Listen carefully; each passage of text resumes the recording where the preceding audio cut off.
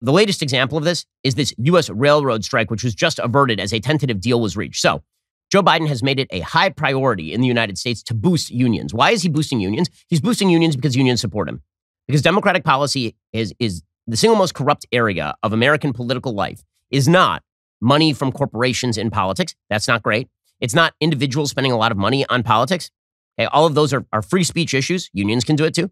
The biggest problem in American public life is not people who are pressing for the interests of their particular group in politics. That is the norm. The biggest issue in American public life is unions that sign actual contracts with the government of the United States, paying for the people who they are negotiating with to get elected. That's just the most corrupt bargain in American public life.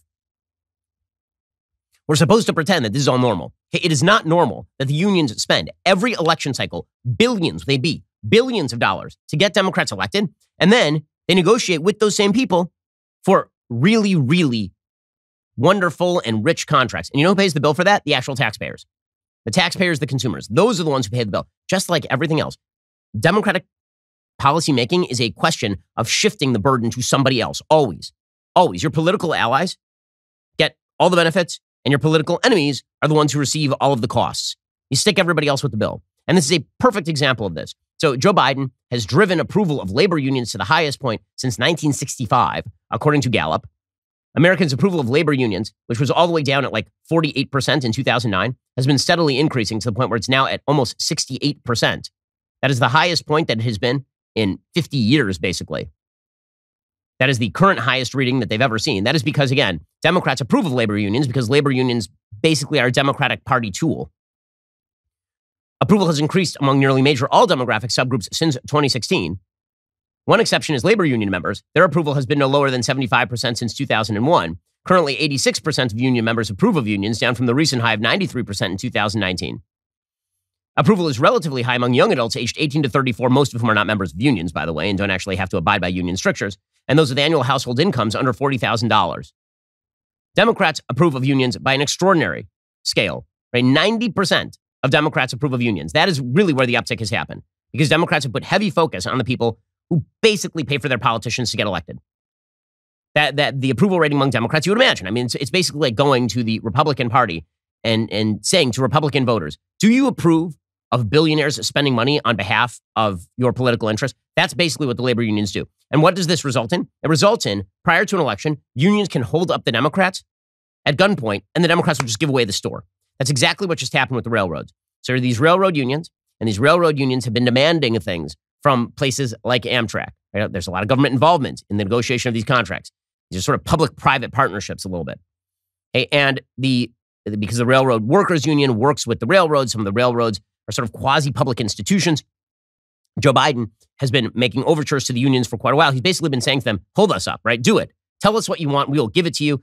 He's done it on everything from the teachers, where he's got Randy Weingarten, one of the most nefarious figures in American public life, a person who essentially kept children out of school for 2 years because she cuts directly against the interests of school children. She basically runs education policy at the Biden administration. You have labor unions that are running the ports that have contributed heavily to the supply chain crisis. And now, directly prior to the midterm elections, this was no coincidence, the railroad unions decided they were basically going to hold up the store. And the amount of damage that was likely to have been done if this railroad strike had happened would have been egregious, which meant that they had Joe Biden over a barrel. And Joe Biden was then going to hold all of the railroads over a barrel, all of the railroad owners and private-public partnerships and all the rest of this. How bad was it going to be? Well, the strike, according to the New York Times, would have exacerbated the congestion that has plagued American ports. It would have brought fresh pressure to bear on trucking companies, the most obvious alternatives for moving freight, as they complain they still can't find enough drivers. It would have stymied the movement of goods, just as politicians and markets wrestle with soaring prices for consumer products. Rail moves roughly 2/5 of long-distance American freight and 1/3 of exports, making the stakes enormous. Also, rail is a central component of a complex global supply chain that depends on the coordinated movements of cargo ships, trains, and trucks. So what exactly was going to happen here? Well, what was going to happen here is more economic disaster. And Joe Biden couldn't have that before a midterm election, so he gave away the store. How much did the Biden administration give away the store in this deal that was just cut with the railroad unions? It's so bad they won't even release the details of the deal. That's how bad the deal is. You know the government cut a bad deal and it's secret. It's a secret deal. When's the last time the government cut a secret deal? And it was amazing for the American people. It just worked out unbelievably well. The answer is never, obviously. According to the Wall Street Journal, the White House said Thursday it had reached a tentative agreement to avoid a potential railway strike that threatened to shut down a crucial vein of the U.S. economy. Again, this is beautiful Democratic policy at its height. Incentivize the unions to hold you up, give them whatever they want, and guess who gets to pay the price for this? Taxpayers and consumers. Wonderful. Everybody else pays the price, just not Joe Biden. Joe Biden said the tentative deal is an important win for our economy and the American people. He credited the unions and rail companies for negotiating in good faith and reaching a tentative agreement that will keep our critical rail system working and avoiding disruption of our economy. The Biden administration had been holding talks with representatives from both sides to avoid transport disruptions that could have snarled supply chains, putting new pressure on prices when inflation has been hovering near 4-decade highs. Ahead of the Friday deadline, passenger rail provider Amtrak said it would suspend all long-distance train services starting on Thursday. While the negotiations don't actually involve Amtrak workers, the company's long-distance trains operate on freight lines, is what I was saying. There's sort of a public aspect of this. Amtrak said Thursday it was restoring long-distance train services. The company was contacting customers to accommodate them on the first available departures. Labor Secretary Marty Walsh, who had been meeting with the representatives and who is basically just an emissary of the unions, applauded the agreement on Twitter, quote, moments ago, following more than 20 consecutive hours of negotiations at the Department of Labor, the rail companies and union negotiators came to a tentative agreement that balances the needs of workers, businesses, and the nation's economy. The White House didn't specify the details of the tentative deal. But you know who did spill some of the details? The Association of American Railroads, which represents the nation's freight railroads. They said 3 unions representing about 60,000 workers had reached a tentative agreement. Okay, so what exactly is in this agreement that the Biden administration just forced through, which is going to increase your costs? Okay, there's just no question about this. How sweet is this deal for the unions?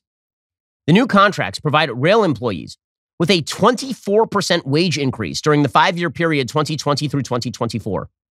I have a question. It is now, as you noticed, 2022. So that means that they're going to be making up, I assume, whatever ground was not made up during 2020 to 2022. And they're just backdating it to pretend that there is a wage increase that they can include in that 24%. All right, fine. How many of you over the next couple of years expect a 1/4 pay increase? Is that something that's baked into your contract where you work? Seems kind of a sweet deal, does it not? This also, by the way, includes an immediate payout on average to all the employees of $11,000 upon ratification. So you get a 20, sounds pretty sweet, right? I mean, what if you at your job right now, you got a 25% pay increase over the next 2 years, because remember, it is 2022. Plus, you also got an $11,000 signing bonus. Sounds pretty amazing, right? Sounds pretty great.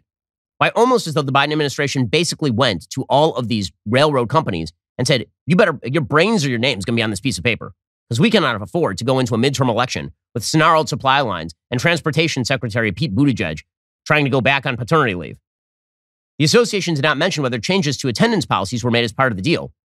The AAR said the terms were reached following the recommendations of the Presidential Emergency Board number 250, which was established by the White House to investigate the dispute. There it is. So the White House basically put together a blue ribbon commission, and then they crammed down the deal. Earlier, one of the unions representing U.S. railroad workers said its members had rejected a tentative agreement its leaders had reached. The International Association of Machinists and Aerospace Workers, or IAM, had said its 4,900 members had voted to reject an agreement reached with the biggest U.S. freight railroads as part of broader negotiations. A central dispute was over attendance policies and unscheduled days off if workers or their family members got sick. 2 other labor unions had also raised the issue and were seeking to include changes to attendance policies in the talks. So now these agreements are going to go back to the unions for a vote. Under the deal, the parties agreed to a post-ratification cooling-off period expected to last several weeks. If the talks had broken down and led to a strike, Congress could have intervened to delay or stop any strike, but White House officials were reluctant to call on Congress to step in to extend the deadline for negotiations or force a resolution to the dispute, of course. Of course. They didn't want Democrats in Congress to have to go back to their union crony districts and tell the unions that we stopped you from destroying the supply chains in the middle of an emerging recession. I hope you enjoyed that clip from The Ben Shapiro Show. If you did, go ahead and hit that subscribe button so you stay up to date with all our future content.